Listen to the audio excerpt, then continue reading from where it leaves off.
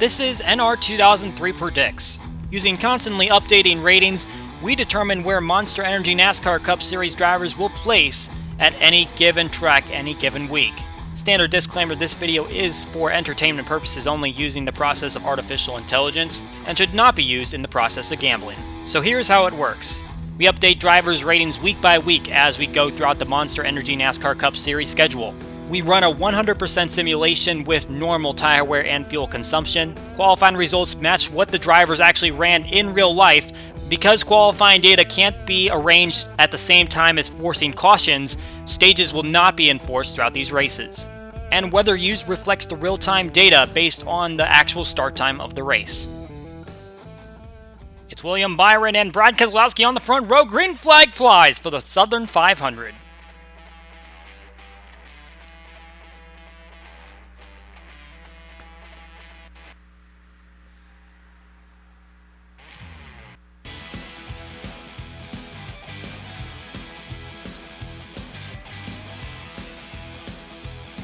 Byron with the early advantage coming down the backstretch in that Cole Trickle themed paint scheme. This is his fourth pole of the season, doing really well in his sophomore season. Trying to see if he can go for his first victory. So he'll take the lead on lap number 1. Moving on back to Denny Hamlin, who's up here in the top 10. Trying to get into the top 5. He was obviously the first one to cross the finish line in yesterday's Xfinity race, but he got disqualified for that one, and Cole Custer assumed the lead. He is, though, one of the best drivers at this racetrack among the active drivers. 6.15 average finish, 2 victories coming in 2017 and 2010. Brad Keselowski making a move to the inside of Kyle Larson as he goes to second place. He is another one of the winners here on the Southern 500. He won it here last year. He's trying to go back-to-back in that number 2 car. Meanwhile, Kyle Busch, he had to start from the rear because he had an engine change and just about everything else that he could change, as they are trying to diagnose an engine problem. He is another one of the winners here, along with Barton Truex Jr. You can see both of them, though, are caught up in traffic as they try to make their way up to the front. Jimmie Johnson has the most wins among the active drivers here. He's won here 3 times. Those victories coming in 2012 and both times in 2004. He was able to sweep when this racetrack had 2 dates on the schedule. Obviously, a little bit of a dry spell in terms of getting another Southern 500 victory. Kevin Harvick, the last driver to mention among the winners here at this racetrack, his victory coming in 2014, which was the last time we ran at this racetrack in April. Joey Logano looking to the inside of William Byron, and he is going to take the first lead change of the night as he goes to the underside of the 24 car, and looks like Denny Hamlin's also going to try to move as he's worked his way up into 3rd place and now challenging for 2nd. It's Logano that's going toward the lead as he looks for his first victory at this racetrack. Looking back here, here's Matt Benedetto. Obviously, the last time we had a race was Bristol, and we talked about him a lot as he led a lot of the laps in the late stages of the race and was unable to pull out the victory over Denny Hamlin, still looking for that ride for next season. He's definitely running a little bit better than he normally runs here, which is an average of 29. Looking at the points cutoff line, Daniel Suarez is the one that is just above, and he's kind of running in the middle of nowhere right now. You can see he's free of traffic in front of him, which is good, but he's trying to catch up to his teammate Clint Bowyer, who is inside the top 10, would obviously, as they run, make the pass on him for this position. This is going to be a tight points battle, and Clint Bowyer runs a lot better than Suarez does at this racetrack, as Suarez is all the way down to a 33.5 average finish in his 2 races here. Ryan Newman, he's solid in the points in terms of getting above the cut line, but he is also very far back in the field at the moment, which means he's going to have a hard time getting some stage points if he's unable to work his way up the group. Meanwhile, you got Jimmie Johnson up here. He is inside the top 10, and he would be one of those guys that's trying to cut down the margin in the points battle. If he can get those stage points, start to build those up and try to get himself into the battle late in the going, this could be his opportunity as some of the guys are struggling. Or he's trying to chase down Clint Bowyer. Here's Bowyer's teammate, Eric Almirola, who's also very much struggling. He's much safer in points, but the 10 car not having the greatest of days as he runs behind some traffic. Here we see Eric Jones. In terms of average finish, he is 2nd among active drivers, just behind his teammate Denny Hamlin, with a 6.5 in 2 races, and both of them being top 10s, a 5th and an 8th in the past 2 years. on board with Ryan Blaney, trying to track down his two teammates, Logano and Keselowski, running in the second and third positions, as we've seen Denny Hamlin make his way to the front, passing up Logano at some point in this race. Going back a little bit further in the field, there's the pole sitter, William Byron, as he's slipped back a little bit. Obviously had the lead in the first 20 or so laps, a little bit less than that, but now back in the 7th position and running behind some traffic, as it seems to be traffic holding up a lot of these cars. As you can see, Kyle Busch still trying to work his way up through the inside, but he's being held up by a few cars, as well as his brother, Kurt Busch, just a spot ahead of him. This track is very narrow, unable to make a lot of passes, but you can see Joey Logano works his way back up to the lead, but Denny Hamlin going to the inside of Brad Keselowski.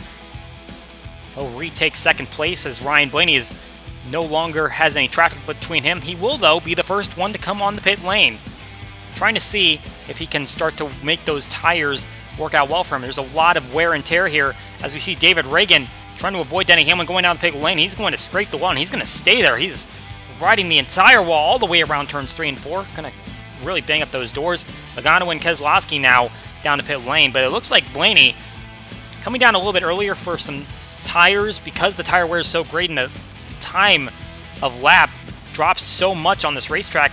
It looks like by taking those tires early, he's going to take the lead in this one. And now you can see he's going to try to put some cars a lap down, including Eric Almirola.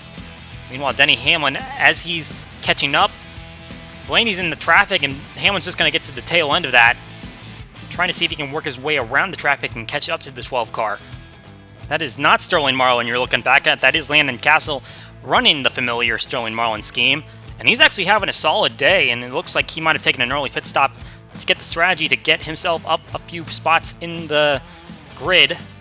But we'll see that Ryan Blaney is going to try to make a move on him to put him a lap down, as Kyle Busch is also trying to stay a lap on the lead lap. Might have had a little bit more troubles on pit lane, although he has obviously been a little bit further back in the field. That is what the situation is for Daniel Suarez right now, as he's trying to work his way up the grid, but he's having some problems doing that. As you can see, looks like he might have gone a lap down by now, and Clint Bowyer, he's also dropped outside the top 10. But there are a few cars familiar in this pack, including Alex Bowman and Kevin Harvick, trapped in that traffic way up there in the pack. You can see Garrett Smithley, the 54 car, being the one that's holding them up. You can see this freight train, as that's the 66 that's being the roadblock here. Keselowski is in 7th position, but you can see how far back he is in the leaderboard. He is over 10 seconds back of his teammate Ryan Blaney, still leading this race. Here's another Penske affiliated car from Wood Brothers. He is running solidly, and Paul Menard is in the 5th position. In terms of him getting up in points, it's going to be a lot more difficult. He would pretty much need to win in these final few races of the regular season to get into the playoffs, but still having a solid run here today nonetheless. Now we see this is Jimmy Johnson running into a little bit of traffic, as he is in the 8th position, trying to see if he can track down some of the cars up in front of him. Here comes another pit stop, and that would be Clint Bowyer. Looks like he's coming down early, trying to see if he can gain a little bit. Denny Hamlin going to be one of the first leaders to come down, as he comes from the 3rd position. And now we'll see Ryan Blaney and Joey Logano come down together. So Blaney, who had led the pit stops the first time, is going to be a little bit later on this one. Uses a few more laps. But we're going to have problems here. Landon Castle and Daniel Suarez tangle. Ryan Newman, Clint Bowyer, Eric Jones all involved in this one. That's a lot of cars on the cut line. Newman, Bowyer, Suarez, that's all drivers that didn't want to see this, but they are going to get collected. They are not going to drop out of the race, though, and Ryan Blaney will reassume the lead, although you can see he's got some cars right in front of him, trying to stay on the lead lap. And there's going to be some more problems. That's Kyle Busch coming down. He's experiencing a loose wheel. He had to get his lug nut checked. They tightened up that wheel. You also see Michael McDowell. Looks like he had a flat tire, as well as Kyle Busch's brother Kurt. In the 1 car, he comes down and he's going to have a flat tire as well, although it looks like they're going to take 4 tires. Meanwhile, his teammate Kyle Larson is now in the lead. He was able to get around Ryan Blaney, and Blaney's fallen all the way back to 4th place. Keselowski now into the runner-up position, and William Byron slides into 3rd. There is Blaney, who experienced a little bit of fallback right on that restart. Might have been a case of him getting stuck on the outside line.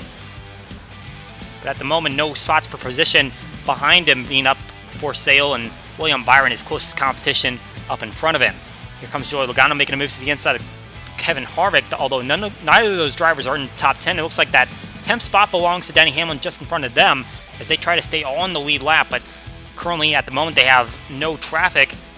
Here's those two cars battling for position in the playoff cut line, but you can see Suarez is in the top 10. Clint Bowyer is not. He is at least one lap down and trying to see what he can do to gain positions among those other drivers that have fallen at least a lap down. Suarez is really taking advantage of being in the position he is. The car in front of him, not directly, but in position-wise, is Ryan Newman. You can see the damage to his car, but he's still running up there in 8th place. And you got Ryan Preece here, 6th place for him, as he's doing very well with the strategy that somewhat comes down to luck, but also you just got to plan it out correctly, and running a little bit in traffic right now, but still doing a great job in that 47 car. You can see now Suarez is dropping back a little bit. He lost position to Denny Hamlin, now being passed up by both Kevin Harvick and Joey Logano in one turn. This is going to be a big problem for him if he continues to lose time. Jimmy Johnson is no longer in the top 10 either. He falls into that 11 to 20 range. And just in front of him, no one that he can battle for position. Meanwhile, look at Martin Truex Jr. He's going to go a lap down to Kyle Larson here.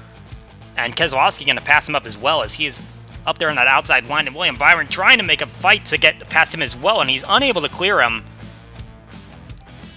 Well, Ryan Newman gained a spot, but now he's losing some time on the outside line as well. You can see the inside line is really working out well, and Eric Jones making a swift move, as well as Denny Hamlin, two JGR cars, working their way to the inside of the 6 car, who got pushed up a little bit.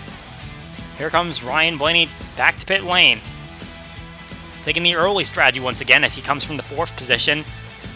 Looking up high above the racetrack, Kyle Larson coming in. And here comes Keselowski and Byron, a couple of the last cars to make their stop, among the leaders at least. And when they all cycle out, it will still be Kyle Larson up at the front.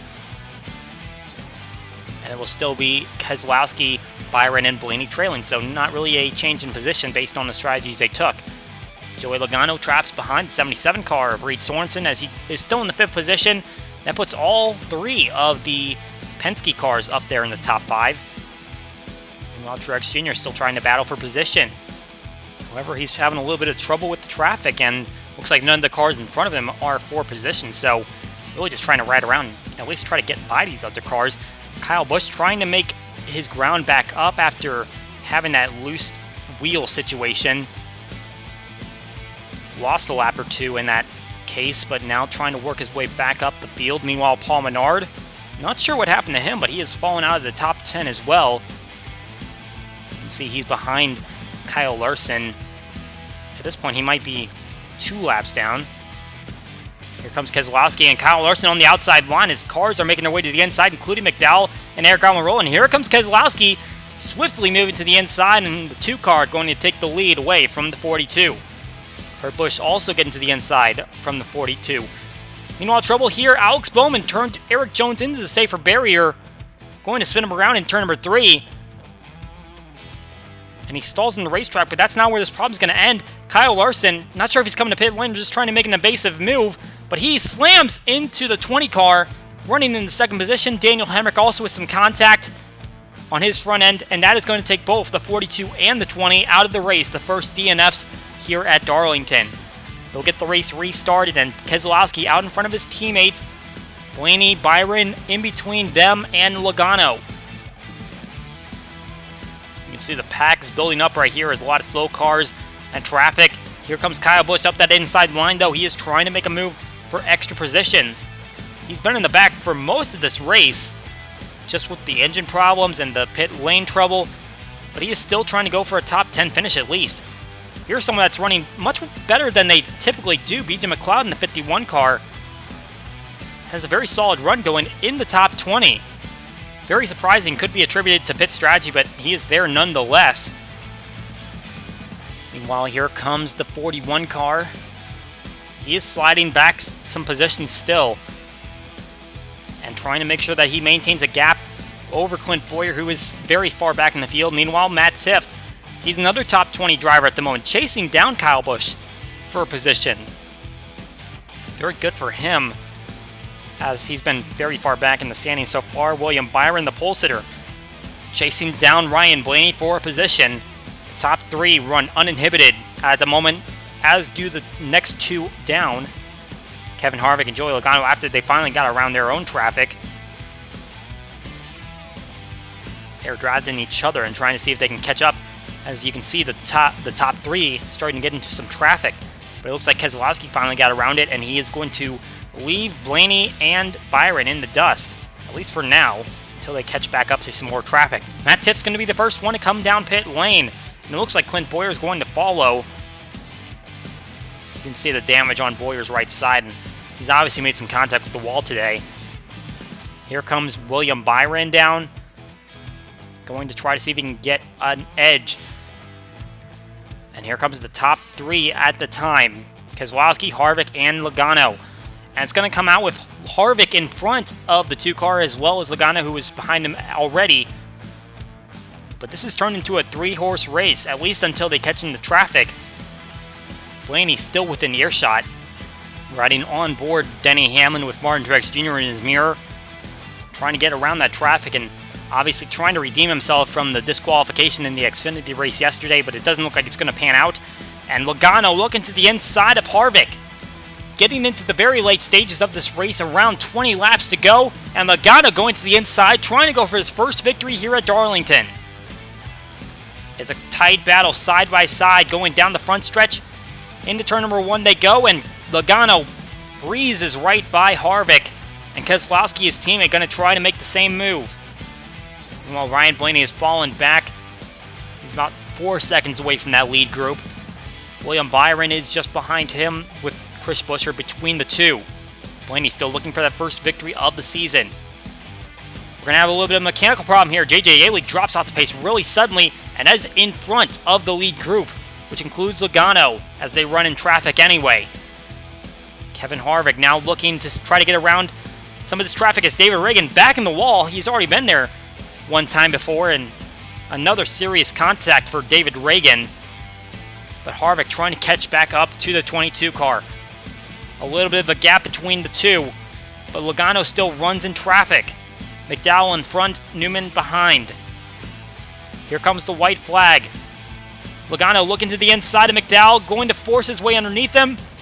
Ryan Newman still putting down the pressure on Harvick. We know that he's going to race aggressively no matter who's around him. That became very evident as of the last race at Bristol, running with Matt DiBenedetto. Meanwhile, Logano, he got his best finish here last year with a second place, finishing just behind his teammate, Brad Keselowski. Led just 18 laps in that race, but here, he's going to lead the most important one regardless. Coming to the checkered flag, Joey Logano gets his first win at Darlington. That will also be his third victory of the season, tying his teammate Keselowski. So as the JGR teammates have 4 each between Busch, Hamlin, and Truex, 3 each for the Penske drivers as Harvick comes in second, Keselowski in third, and Blaney in fourth. All 3 Penske drivers in the top 4. William Byron rounds out the top 5. We also got Hamlin and Truex in 6th and 7th, and a great run by Ryan Preece in 9th place. Going back a few, Kyle Busch somehow worked his way up into 11th position after running in the back for so much of the race. Huge days for drivers that typically finish in the back, like Matt Tifft, B.J. McLeod, and Castle, 15th, 16th, and 19th between them respectively. Moving back to the 20s, huge problems for Daniel Suarez in terms of where he was and where he finished. He was up there in the top 10 at one point and slid all the way back to 22nd, 2 laps down. Must have had a problem in some way. Kurt Busch also really didn't finish well in 27th. You can see Stenhouse Jr., Hemrick, guys we didn't really see have problems, ended up in the 30s along with Clint Bowyer in 36th. Really detrimental to his playoff chances. Kyle Larson and Eric Jones the only ones out. That is it for NR2003 Predicts. We hope to see you next time and enjoy the race.